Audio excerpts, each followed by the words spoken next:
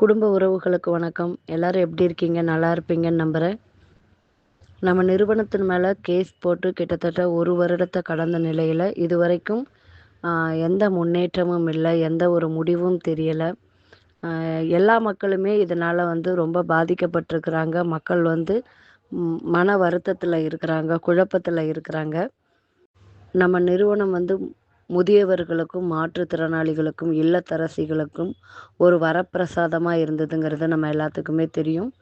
நம்ம நிறுவனம் எப்போ செயல்படும், எப்போ வருமானம் கொடுக்கும், எப்போ நம்ம வேலை பார்க்கலாம் அப்படிங்கிற ஆர்வத்தோட அப்படிங்கிற எதிர்பார்ப்போடையும் காத்துக்கிட்டு ஒரு முதியவரோட புலம்பல் ஒலி நம்ம எல்லோர் மனதையும் உருக்கிற மாதிரி இருக்குது. வாங்க நம்ம பார்க்கலாம். மை வீத்திரி தோழர்களுக்கு வணக்கம். இப்போ எல்லாருமே பேச்சில் மூச்சுமில்ல எல்லாம் அவங்கவுங்க பாட்டுக்கு அவங்கவுங்க வேலையை பார்த்துட்ருக்குறோம். முதல்ல இந்த விளம்பரம் டெய்லியும் பார்ப்போம். அன்றைக்கி ஒரு பையன் நம்ம விளம்பரத்தை எல்லாத்தையும் போட்டு காமிச்சான்.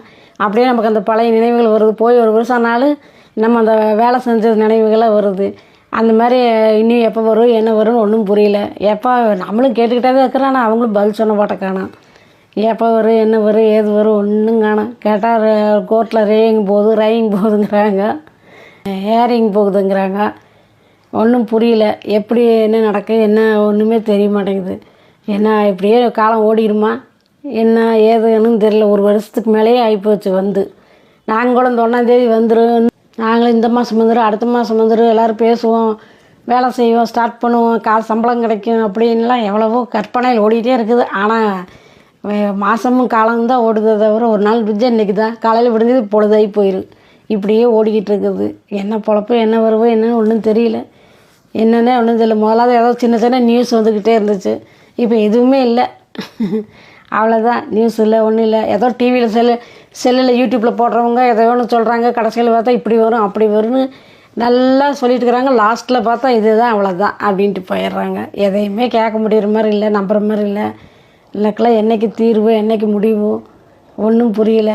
நம்மளும் இன்றைக்கி வந்துட்டு நாளைக்கு வந்துட்டு செயின் கொண்டு இடமானம் வச்சு அவனுக்கு வட்டி கேட்டு வருஷமாக அதுவும் மூழ்கி போகுது. அவன் வட்டிக்காரனுக்கு ஒரு நாள் வெள்ளிக்கிழமை டான் நிற்கிறானுங்க. 10 மணினா 10 மணி, அதுக்கு மேலே 5 நிமிஷம் லேட் ஆகிட்டு என்ன வார்த்தையும் ஏமாங்கிறானுங்க. என்ன பண்ணுறதுன்னு ஒன்றும் புரிய மாட்டேங்குது. இது என்றைக்கு ஒரு முடிவு காலம் வரும் என்னன்னு தெரியல. இதெல்லாம் பார்த்து எனக்காவது எத்தனையோ பிரச்சனை என்னென்னமோ சால்வ் ஆகுது. ஆனால் நம்ம கம்பெனி பிரச்சனை மட்டும் ஏன் சால்வ் ஆக மாட்டேங்குது ஒன்றும் தெரியல. தாலிச்சையெல்லாம் கொண்டு போய் அடமானம் வச்சோம், அதுக்கும் வட்டி கட்ட முடியல, வாசியம் கட்ட முடியல, ஒன்றும் பண்ண முடியல. அது அப்படியே மொழியே ஓயிரும் போல இருக்குது. அதுக்கு எல்லாம் எவ்வளோ கஷ்டப்பட்டு எடுத்தோம். ஆனால் அது கொண்டே அடமானம் வச்சு சரி இது நம்ம கம்பெனிலேருந்து இதை விட நம்ம 2 மடங்கு வருவோன்னு ஆசை பேராசை யாருக்கு விடுது போனால் இப்போ அதுவும் போயிருமாட்டிருக்குது. எனக்காவது எது ஒரு இப்படியே போயிட்டே இருந்தால் எப்படி போகும் என்ன ஒன்றுமே தெரியல. நாட்டில் என்ன நடக்காது இருக்குது. ஆனால் எல்லாத்துக்கும் ஒரு தீர்வு வந்துடுது. ஒரு மாதம் ஒரு வாரத்தில் அவ்வளோ ஸ்பீக்கராக வந்துடுறாங்க. நம்ம இதில் மட்டும் ஏன் இப்படியே நடக்குது என்னன்னு தெரியல. இல்லை வருமா இல்லை வராதா அதுவும் ஒன்றும் புரிய மாட்டேங்குது. கேட்டு கோயிலுக்கு போய் அழுது ஒரு மிச்சம்தான் ஆச்சு. ஏன்னா அவ்வளோ வேதனை.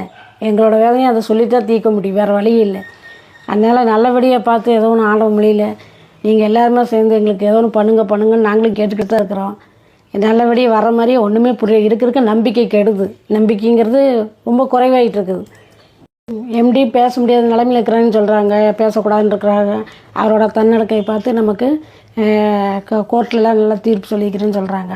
5ஆந்தேதி நல்ல தீர்ப்பு கூடி சீக்கிரம் நம்மக்கிட்ட நம்மளையெல்லாம் பார்க்கணும். அவர் பார்த்தும் ரொம்ப நாள் ஆச்சு. அவர் நம்மளுக்கெல்லாம் பழையபடி பேசி நம்மக்கிட்ட எல்லாமே நார்மலாக நடக்கணும். எல்லாத்துக்கும் வணக்கம். இப்படி எத்தனையோ முதியவர்கள் மாற்றுத்திறனாளிகள் மனசுக்குள்ளே புலம்பிகிட்டு இருக்கிறாங்க.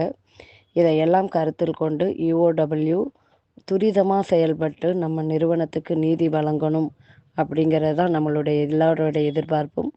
நல்லவர் லட்சியம் வெல்வது நிச்சயம். வாழ்க வளமுடன்.